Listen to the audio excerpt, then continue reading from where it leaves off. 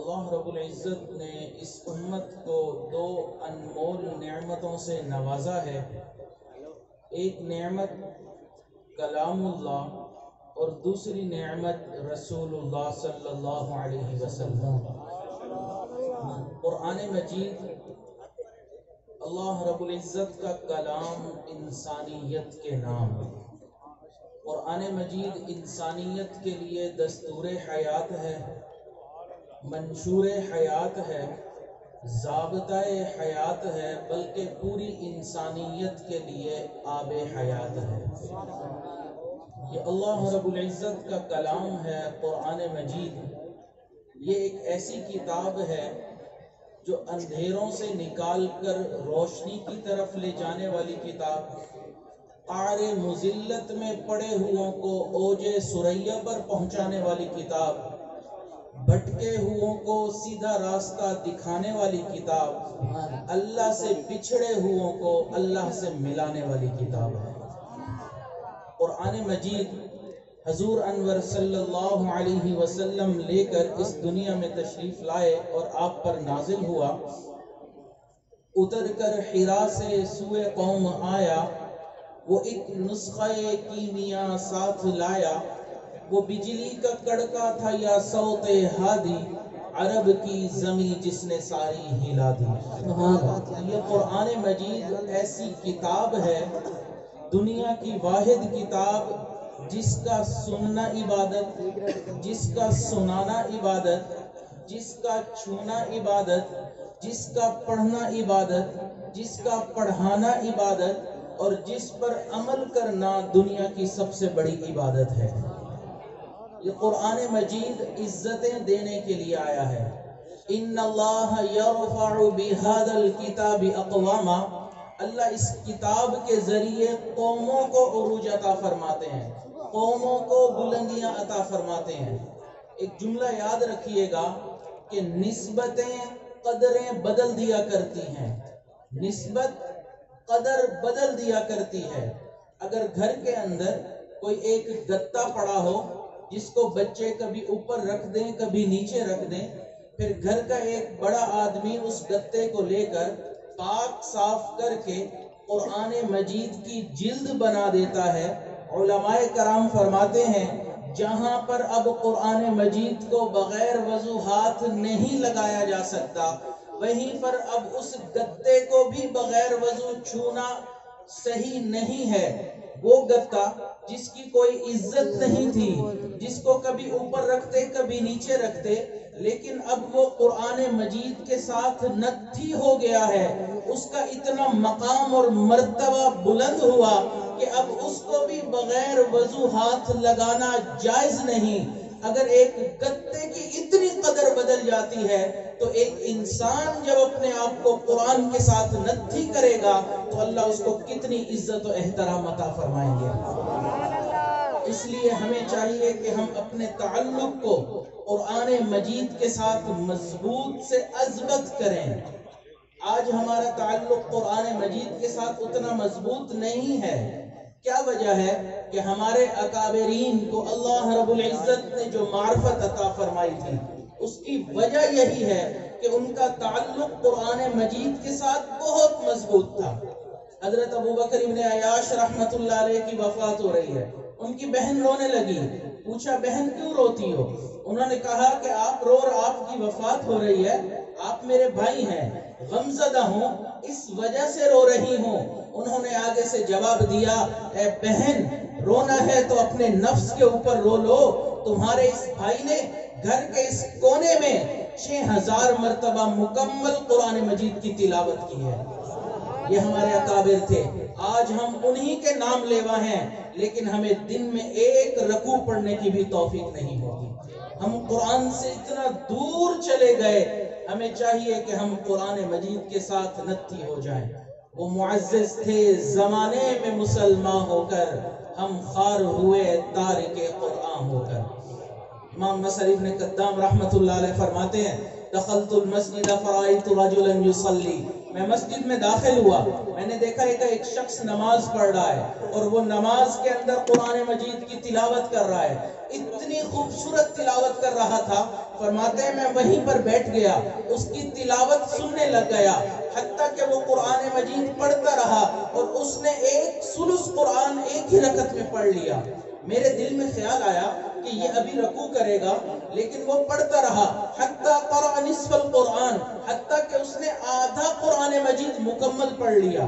مجھے خیال ہوا کہ اب رکوع کرے گا، لیکن وہ شخص قرآن مجید پڑھتا رہا حتیٰ قرأ القرآن کلہ فی رکعۃ واحدہ، حتیٰ کہ پورا قرآن مجید اس نے ایک رکعت کے اندر مکمل کر لیا۔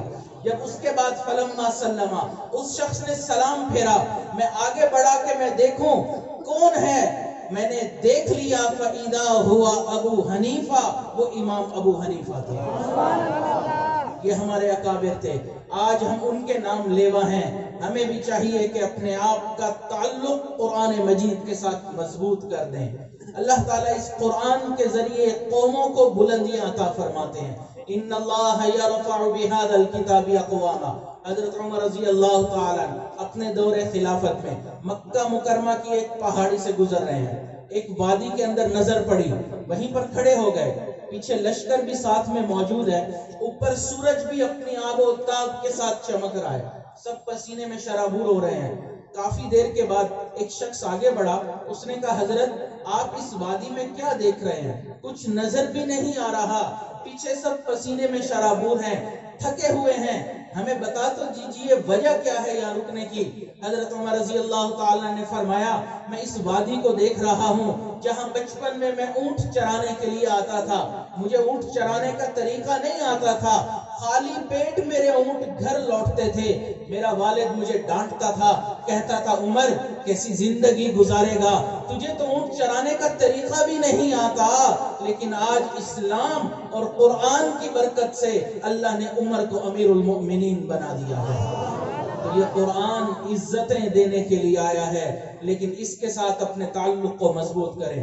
آخری بات عرض کر کے بات کو مکمل کروں گا، اس جگہ پر آپ دیکھ رہے ہیں بڑے علماء اور مشائخ موجود ہیں، وہ بھی آپ کے سامنے گفتگو کریں گے، ان کی گفتگو آپ سماعت کیجئے گا۔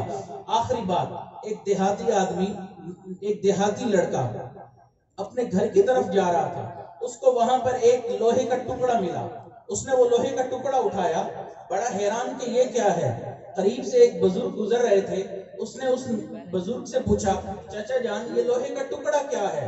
انہوں نے کہا کہ یہ لوہے کا ٹکڑا گولی ہے، بلیٹ ہے، بہت طاقتور ہے، اس کے اندر اتنی طاقت ہے کہ اگر یہ کسی ہاتھی کو ماری جائے ہاتھی مر جائے، شیر کو ماری جائے شیر مر جائے، اتنی طاقتور چیز تیرے ہاتھ لگ گئی ہے۔ بچہ بہت خوش ہو گیا، خوشی خوشی اس نے جیب میں ڈال دی۔ کچھ دنوں کے بعد شام کے وقت بچہ گھر لوٹ رہا تھا، پیچھے کتا لگ گیا، بچے نے دوڑنا شروع کر دیا۔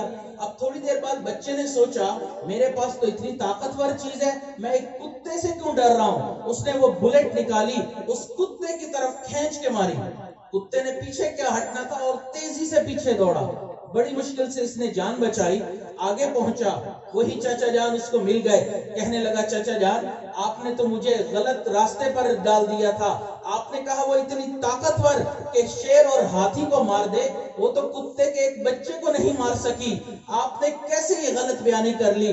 انہوں نے کہا بیٹا میں نے تجھے بات بالکل صحیح کہی تھی، اس گولی کے اندر یہ طاقت موجود ہے کہ وہ ہاتھی کو بھی مار لے، شیر کو بھی مار لے، لیکن اس کی طاقت کا اظہار اس وقت ہوتا ہے جب ایک مشین گن ہوتی ہے، اس کے اندر اس گولی کو فٹ کیا جاتا ہے، ٹریگر دبایا جاتا ہے، پھر اس گولی کی طاقت کا اظہار ہوتا ہے۔ اس مثال کو اپنے ذہن میں رکھیے، انسان کا جسم اس پستول کی، اس گن کی مانند ہے، یہ قرآن مجید اس بلیٹ کی مانند ہے، اس کے اندر طاقت موجود ہے، لیکن اس بلیٹ کو، اس قرآن مجید کو پہلے دل کے اندر رکھنا پڑے گا۔ یہ صاحب قرآن جب قرآن کے ساتھ اپنے تعلق کو مضبوط کرے گا، ہاتھ اٹھائے گا، اللہ اس کی خاطر دنیا کے نقشوں کو بدل دیں گے۔ طاقت موجود ہے لیکن اس کی طاقت کا اظہار کب ہوگا؟ جب ہم اپنے جسم کے اوپر قرآنی تعلیمات کو لاگو کریں گے۔ ہمارے دادا شیخ حضرت مرشد عالم خواجہ غلام حبیب رحمت اللہ علیہ فرمایا کرتے تھے، اے انسان تو دنیا میں رہے ناکام، اے انسان تو دنیا میں رہے غلام، نہ غلامی نفس کی ہو، شیطان کی ہو یا کسی انسان کی ہو، یہ کہتا ہے قرآن، اور میرے ماننے والے مسلمان تو پڑھ قرآن، تیرا رب کرے گا تیرا اکرام، اقرأ وربک الاکرم۔ اس لیے ہمیں چاہیے کہ ہم ان اجتماعات میں آئے ہیں تو یہاں سے یہ بات ضرور اپنے دل و دماغ میں لے کر جائیں کہ ہم نے اپنے آپ کو قرآن کے ساتھ مضبوط کرنا ہے، قرآن مجید کی تلاوت روزانہ کرنی ہے۔ ہم کوئی اور کام کریں یا نہ کریں، کوئی اور کتاب پڑھیں یا نہ پڑھیں، لیکن قرآن مجید کی تلاوت ہم نے لازمی کرنی ہے۔ دعا ہے کہ اللہ تعالی ہم سب کو حافظ قرآن بنا دے، عالم قرآن بنا دے، ناشر قرآن بنا دے، عامل قرآن بنا دے۔ اللہ تعالی ہم سب کو عاشق قرآن بنا دے۔